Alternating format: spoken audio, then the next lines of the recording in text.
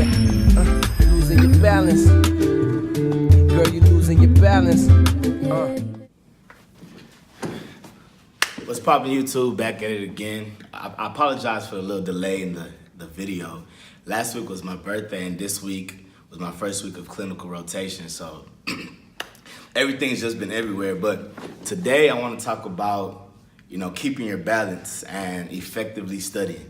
So a lot of people always ask me like, Abe, how do you stay balanced? How are you able to be everywhere, be on scene, be in this and be in that and still make good grades? And I thought about it and I realized that it's all about being efficient. You see what I'm saying? So I'm gonna talk about how I efficiently study in this video and how I'm able to stay balanced. So the first thing you have to realize is you have to put yourself in a good studying environment. You see what I'm saying? For example, if you know you can't study around people, then you need to study with yourself. You feel me? You can't.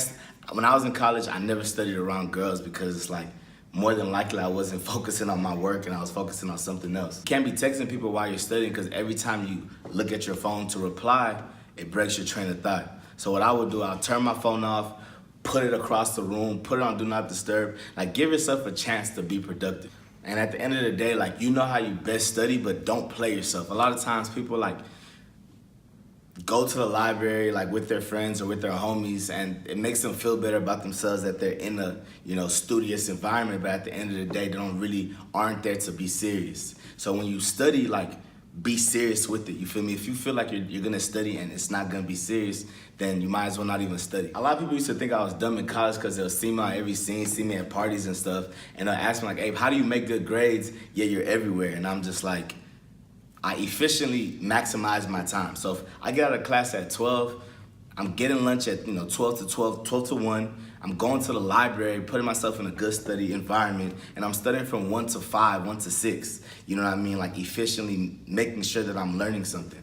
And at that point, at 6, you can do whatever you want to do with your day. You can go watch Netflix. You can go to the gym. You know what I'm saying? You can go to whoever's event or hang out with friends or whatever it is to make yourself happy. But at the end of the day, you've already put in the work. And by the time you see me on Friday night at like 10 p.m., understand like I've already handled business. The reason I'm out there is because my business has already been handled.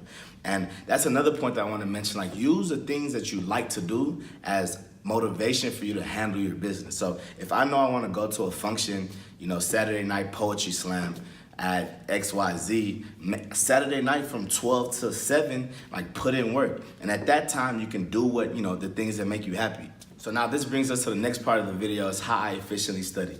A lot of people always ask me like, Abe, how do you study? How do you study? Because I feel like a lot of people don't really know how to study. For me, it all boils down to one thing. How much exposure can you get to a subject matter? And you'll hear two things. One, repetition is the key to adult learning. And two, the more questions you do in any subject matter, the more comfortable you're gonna be in that subject.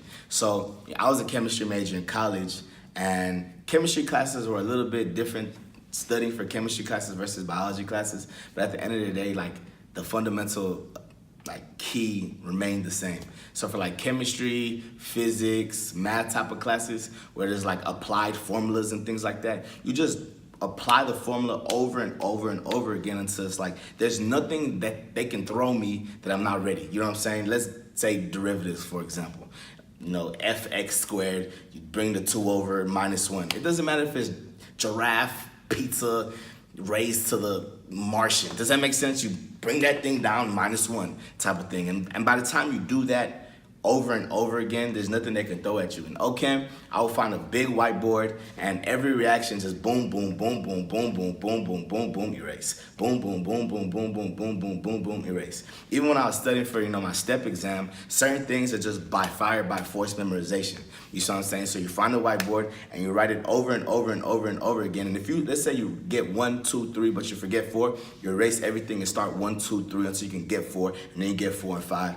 Etc. Does that kind of make sense? So it's all about like making sure that you actually get it. And to that point in biology classes, like, I was lazy, so I never really read the textbook in college. But the things that I did do, I feel like were also efficient. So let's say we were learning Robertsonian translocations. that day in class. I would watch every YouTube video on Robertsonian translocations, and by the time I got to the 5th video, I was able to talk the same key points that I've learned in videos 1 through 4.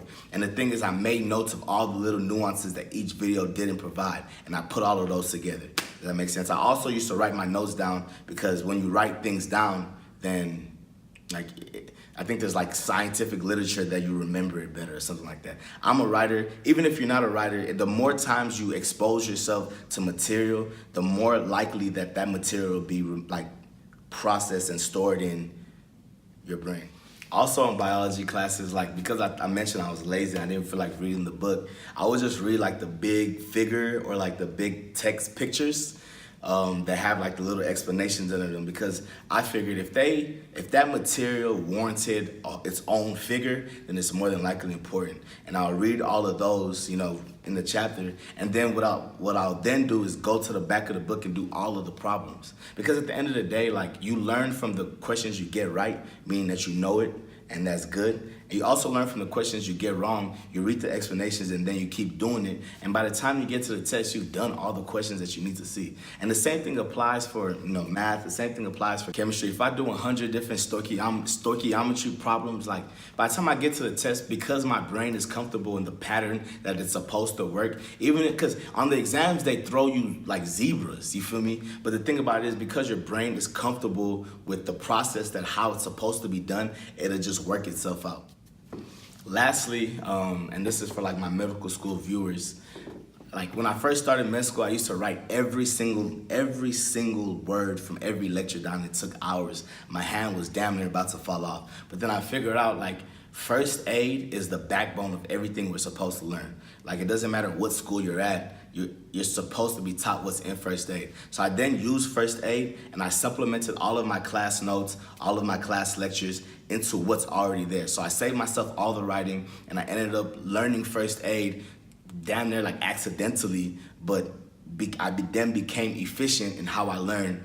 And at that point, that was able to help me give myself more time to do the things I enjoy to do. Because at the end of the day, I'm not gonna become a potato and just be I'm a student. Like, no, I'm gonna do the things I like to do. I'm gonna do the things that make me happy. And when you're happy as a student, and when you know, like, okay, I'm putting work to do that thing that makes me happy, then your grades will also reflect that. Because if you're depressed, if you're unhappy, then at that point you lose the joy of learning, and it takes much more energy to learn that same thing compared to if you were happy. I will be doing a separate video on how I used and utilized first aid throughout my first 2 years. A lot of people always like ask me, like my classmates would see like how I did first aid and be like, oh, hey, that's pretty smart, And I do think it just makes the most sense.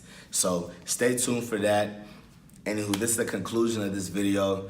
Thank y'all again for checking in with me. Like I said in every video, let me know what you want to know, and I'll try to make a video on it as well. It's your boy Amb. Checking out. Stay hungry, stay humble. Let's get it. Losing your balance, yeah. Losing your balance, yeah. Losing your balance. Girl, you're losing your balance.